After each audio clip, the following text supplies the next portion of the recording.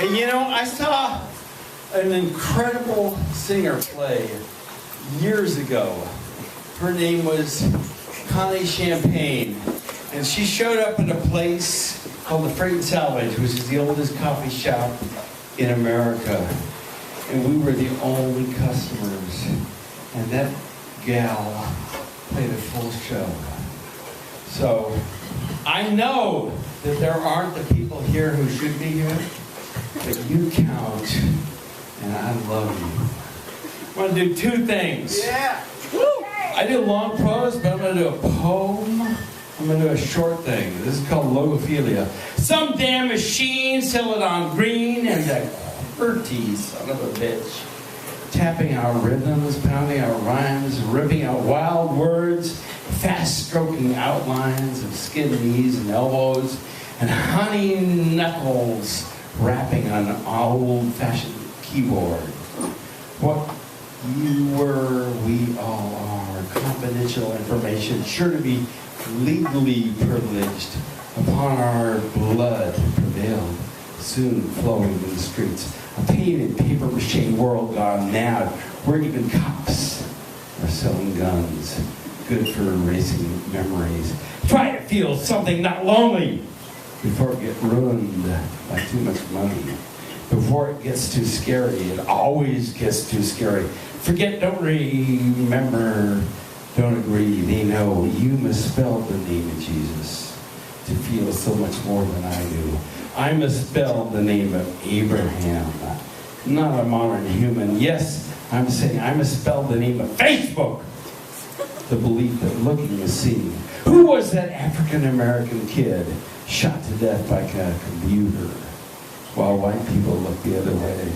Saying it's no good to get complicated, often for no good judgment, but always money delves deeper.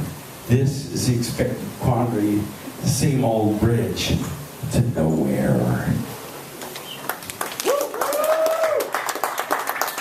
It's called Popo Joe. It's in the second person. Don't feel personal, even if I call you by name. You have a strong sense of right and wrong. You always wanted to be a policeman. You still want to be a policeman. Although you are short, you are powerful. It is not just the steroids. You work out to build up your bulk. No one is going to push you around. It is hard, but you do it. You work out every day.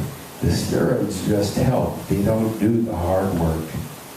Unfortunately, in the 21st century, a strong sense of right and wrong and a powerful build aren't enough to become a policeman. Especially if you are short. They told you you needed to have an education.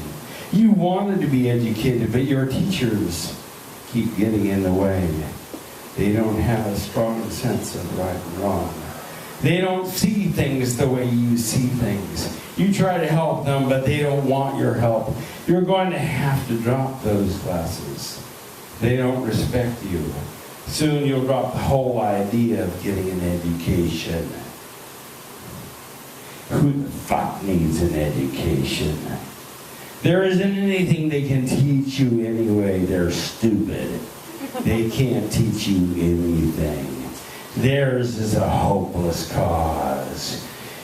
You will be more useful elsewhere, where folks know the difference between doing what's right, whatever the hell they want, where folks obey the rules.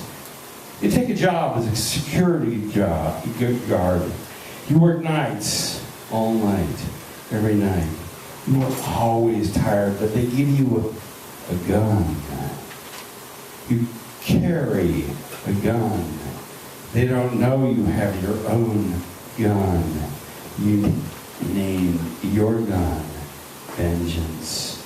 You are no longer a student, but your employer doesn't guard schools.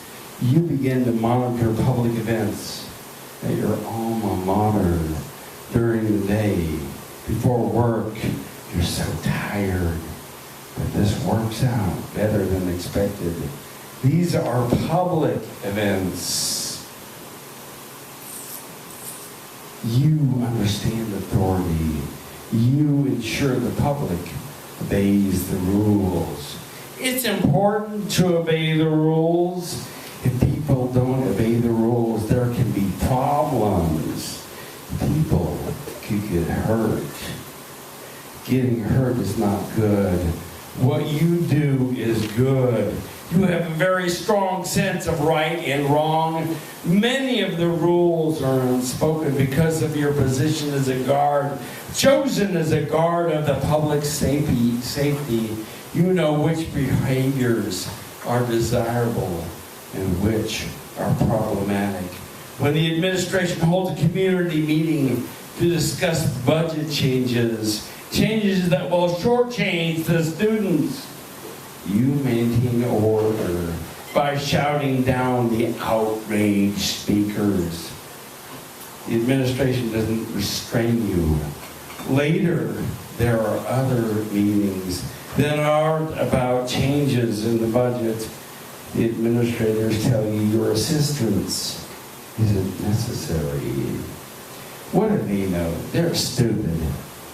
They escort you off campus. That night in your apartment, in the safety and privacy of your home, your castle, you decide to shave off all the hair on your head. You like this new shiny look.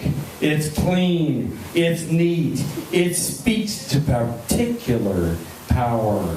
The look of efficiency, the look of authority. Who the fuck am I?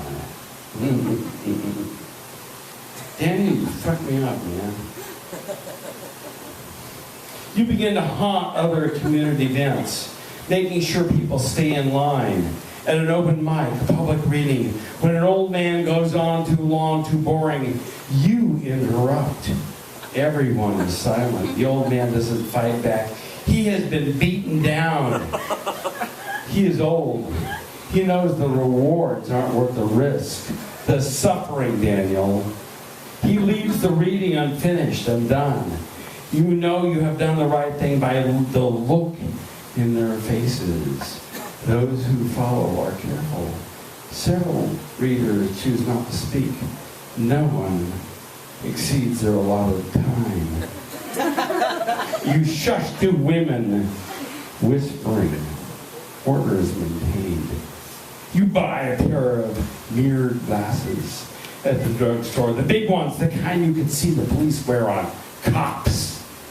Now, when those people look at you, they just see themselves. They see little miniature copies of themselves in your eyes. Little tiny, powerless people. No one can see your eyes. This is a good thing. No one needs to know what you're seeing. At the top of the room, you see everything. They can't see anything. They don't know where you're looking. They don't know who you're watching. On your bicycle, you zoom down the sidewalks, weaving in and out of the crowds. You see everything. You're always ready. That's where you met her, on the sidewalk near her high school. It is nice to have a girlfriend. She looks up at you. I'm almost done. She is proud of you. She likes that you are in college. She doesn't know you dropped out. She says you are her man. She lets you do things to her. Man things. She says all her girlfriends, boyfriends, are little boys. She calls them little high school boys. You don't like it when she calls them little. You wonder if she's really talking about you.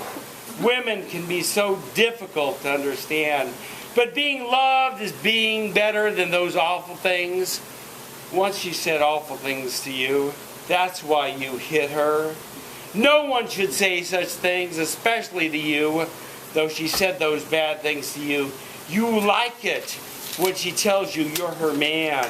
Don't worry about it. Her girlfriends don't have a man. She has a man. She is sorry she made you hit her. This is much better. Life is much better now. If only your father could see you, he would be proud of you. He took his lessons, his love, his hard, hard love to heart. Spare the fist, spoil the child, he said. No one loves a spoiled child, he said.